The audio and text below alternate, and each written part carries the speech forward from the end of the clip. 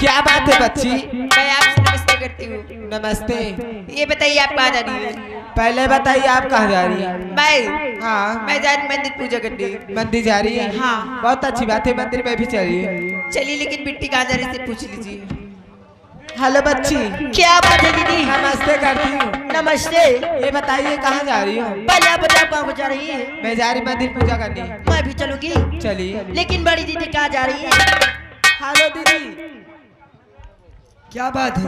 मैं आपसे नमस्ते करती हूँ। नमस्ते। ये बताइए आप कहाँ जा रही है? सबसे पहले आप बताइए आप कहाँ को जाती हो? मैं जा रही मंदिर पूजा करने। अच्छा, हाँ। बहुत अच्छी बात है। मंदिर में भी जाती हूँ पूजा करने। बड़ी दीदी कहाँ जा रही है? हेलो हेलो दीदी, हेलो, आप कहाँ को जा रही हैं? सबसे पहले आप बताइए आप कहाँ जाती हो? मैं तो जा रही हूँ मंदिर पूजा करने। बहुत अच्छी बात है, मंदिर पूजा मैं भी करने जाती हूँ। चलिए बहन, सब लोग एक साथ चलते हैं।